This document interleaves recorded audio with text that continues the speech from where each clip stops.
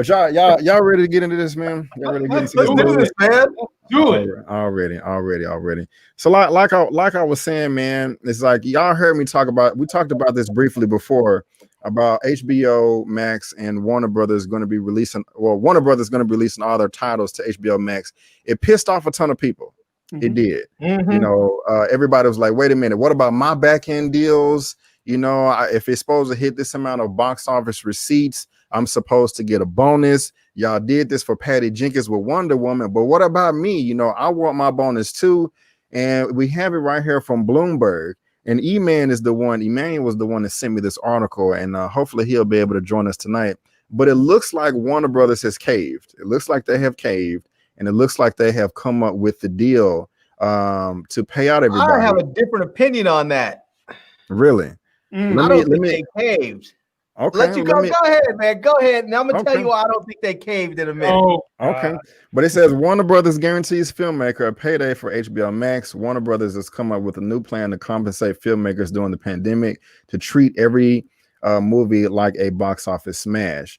After shocking Hollywood with his decision to release all of his new movies this year on HBO Max, the studio adjusted terms of its deals with partners to guarantee payment regardless of box office sales and to increase the odds of performances based on bonuses. Warner Brothers will also pay a larger group cast and crew money based on fees it collects from HBO Max, according to people with knowledge from the studio's plans. Now, they also have something in this article that's pretty interesting right here. Let me read this part right here. Here's how it will work. According to the people familiar with the situation, when movies come out this year, anyone entitled to a bonus will receive one at half the box office revenue that will normally be needed to trigger a payout. So just real quick, what that means to me is, say, for instance, you know, somebody's going to get paid. I'm just throwing a number out there, $3 million, you know, and they was like, okay, you get $3 million up front. But if this movie makes $1 billion, we're going to give you a bonus. So, but since it's not going to do that because theaters are closed and we're in this pandemic, it says cut that in half. And so I'm assuming it means that they're going to get their bonus if it meets, if it comes to about 500 million. And that makes sense to me. And if more theaters close down, the threshold will fall further, a stipulation called the COVID-19 multiplier. Those who will normally participate in profits from box office receipts will continue to do so, as well as benefit from on-demand and online sales. So, Larry, I'm going to go ahead and give it to you, sir. What do you think about this article, those comments, and tell us, how do you think Warner Brothers / HBO Max is not going to cave?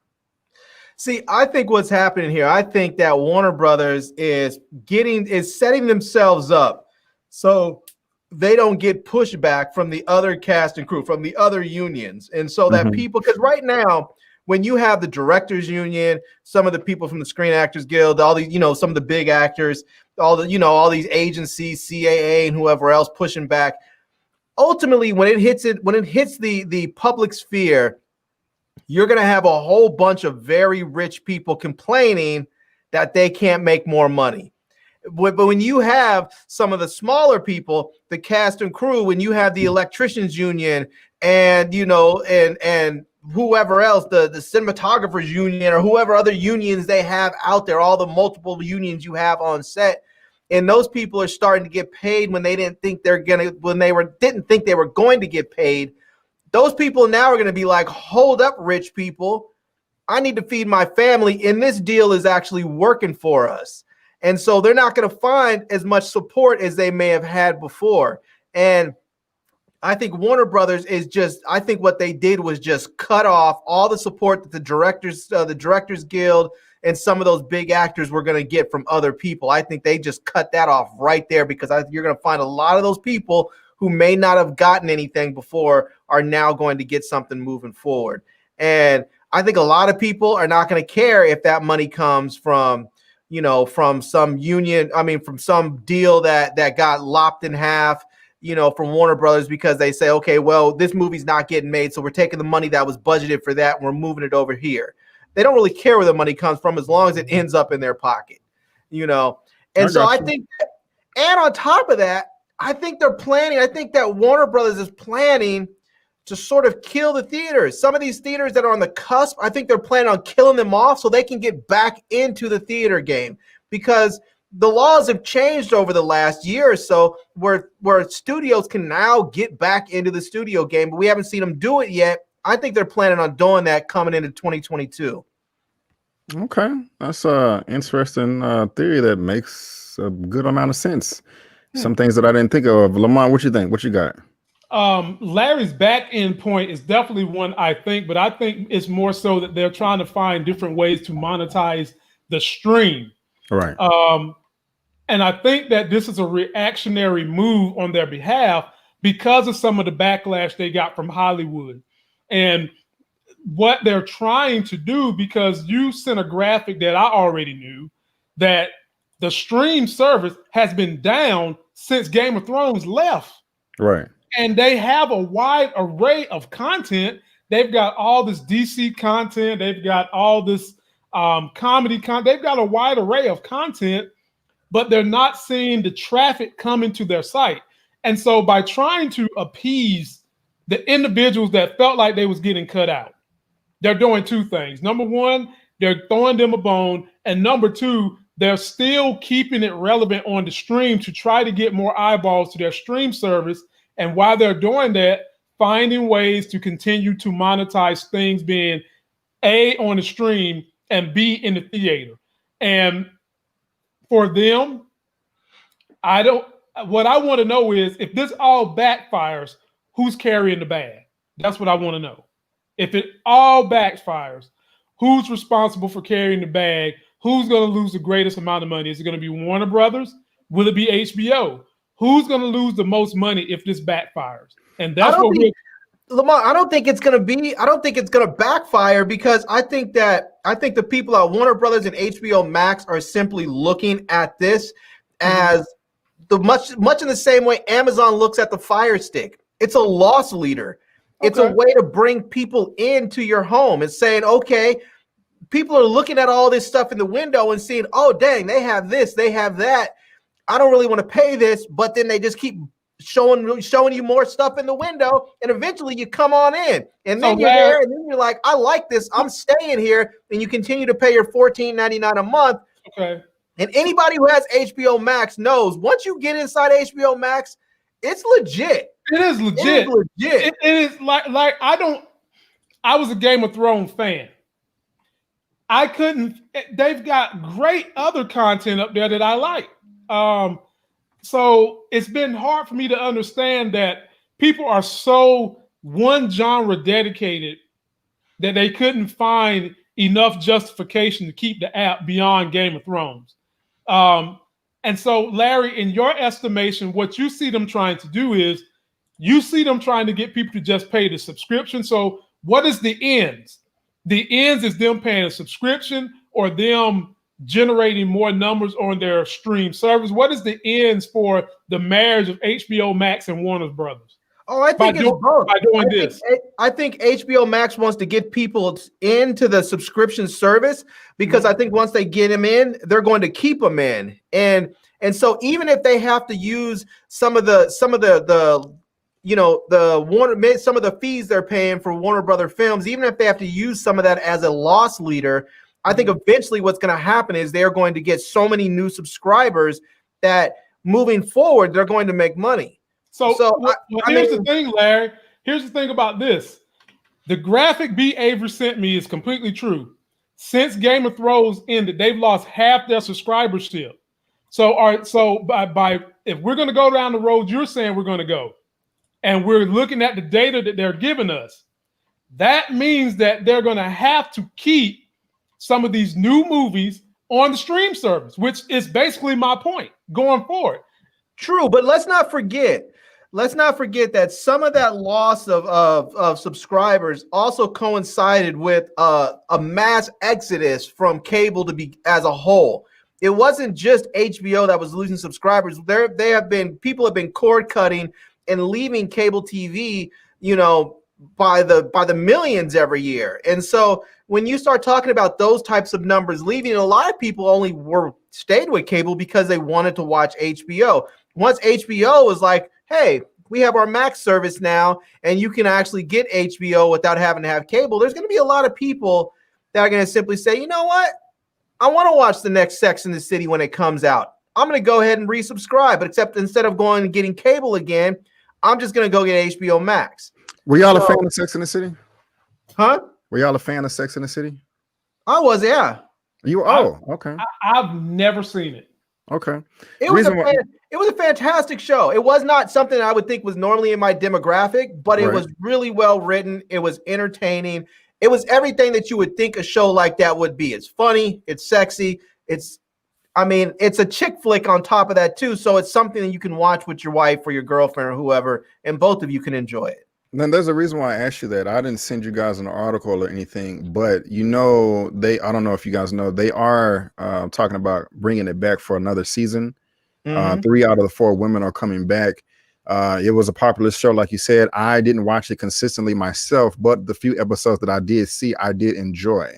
I would be lying if I said, like, oh, that's crap. No, I mean, it's not anything that, I would like, oh, Sex in the City is on, let me turn it on. But, if it was a woman I was dating at the time, if she was into it, I would watch it with her and I wouldn't loathe it. I would kind of enjoy it myself. But they are bringing that back. And one of the reasons is because, like we were just talking about Lamont, HBO is losing, subscribers, they're losing viewers. And so they're just trying to get everybody to come back. So I'm actually surprised to hear both of y'all say that. I kind of thought y'all was gonna be like, hell no, that's not the type of show, that I watch. What HBO did though, that where they made the mistake was when Game of Thrones went off, they didn't have another big blockbuster locked and loaded. They should have had one. Like, really, what they should have done is what a lot of networks do, is where they say, okay, we know that the Flash is going to be going off, so we're going to have the next superhero show that's going to be that we're going to use Flash as a lead-in for that. So we're going to have their season finale or series finale. We're going to start the next series right after that show. And they should have done that. They should have probably have produced that Arya show. Right when they wrapped production of Game of Thrones, they probably should have started filming that show for Arya. And they should have stopped right when, like, if they should have ran the Game of Thrones thing starting at like 8:00 when it ended at 9:30 or whatever it was, and Arya went off into the sunset on that boat, it should have started right then. Boom. Her new show should have started, and people would have been entirely geeked up and been all into it. And instead, they just let all the buzz and all the hype just sort of cool down. Yeah, I agree, and I forgot they was coming out with those spin-off shows, but they need to crank up the volume with that right there. I'm gonna go ahead and answer your question, Akasabi. I'm gonna say Girlfriends, but it is what it is. If you like Sex in the City more, it's all good. The only one I've seen is Girlfriends, and that's kind of has a lean of a chick flick, but I mean, I like that show. They had that one brother up there that used to make me laugh all the time, but I mean, he was a cool brother. So, I mean, it's hard to choose between Girlfriends and Sex in the City, having watched both of them, because they're really, I mean, they're sort of for two different demographics, but also not just because of the racial element to it, but because they were written very differently. One was written for cable TV, where you were able to have sex and nudity and cursing, and the other one was written for network TV. I think the Girlfriends was on like the CW or something like that, and so it was very much a PG, leaning towards, probably leaning closer to a G than a PG-13, but it was very much a PG series. And Sex in the City was not at all. I mean, there was probably, for the first 4 seasons, there was a lot of nudity in almost every episode. Right on. So we got about 39 people live right now. I want to thank all of y'all for tuning in. Please go ahead and give me that thumbs up, subscribe, and follow us all on all the social medias. And I want to pose a question to you guys again with this HBO Max Warner Brothers thing. Larry, I know that you have a strong disdain for Christopher Nolan right now because he put Tenet in theaters, putting everybody at risk. These are all the films right here that this man has put out. He's been cranking them out for Warner Brothers since like 2004, 2005, making them tons and tons of money, hundreds and hundreds of millions of dollars. Got that right. With him, being the lead guy at Warner Brothers, and then all these other directors, Denis Villeneuve, and just I can go down the list. Do you think Warner Brothers, HBO Max is out of the woods? Do you think that they can mend these relationships? Do you think the relationship is over completely? Also, specifically with Christopher Nolan, what you think? Honestly, I don't think they need to worry about mending those relationships. I mean, let's just be honest. Is that if as much as people love to overestimate themselves and think that they are just everything to the filmmaking world, whether they be a director or a writer or an actor, I guarantee you that if they just simply said, you know what, Christopher Nolan, we're not interested in dealing with you anymore, I bet you they could probably go over to NYU or to USC and they can find the next Christopher Nolan today. I am willing to guarantee that person is out there waiting, saying, oh, you gave Christopher Nolan a $200 million budget, just give me 50 of it. I'll make that same movie better, you know? Okay. And I have friends in this program right now that have 15 scripts on deck waiting that are probably just as good or better than anything that they have out there.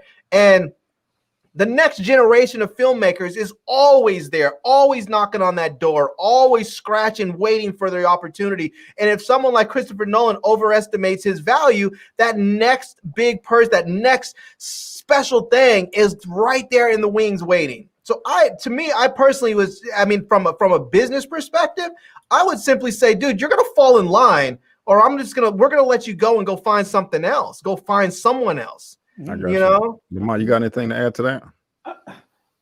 What I'm going to say is y'all better go buy a lottery ticket, because this is 2 times in a row I agree with Larry on something. I mean, my God. Right on. Go get your lottery ticket, folks. At the end of the day, I think that what they're still trying to do is find a sweet spot where they can offer the movie on the streaming apparatus as well as the movie theater post-COVID, run them simultaneously, maybe charge a little more on the streaming app. That's what I think that the ultimate goal is. Right. But at the same time, everybody has a price. I learned that from the $1 Million Man of WWF. Everybody has a price. And if they can find that sweet spot where they're making a lot of money, Christopher Nolan and all these other directors, they're going to go where the money is at. I don't care how much money you made. A rich guy told me people are rich because they don't turn down money. They like to keep making money. So if they find that sweet spot, they'll wind up coming back to them.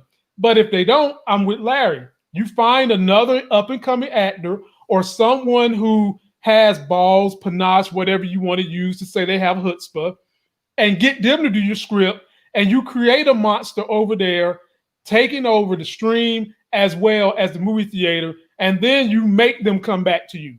That's how I see it. Right on. Okay. Well, good words, my brother. And let's go ahead.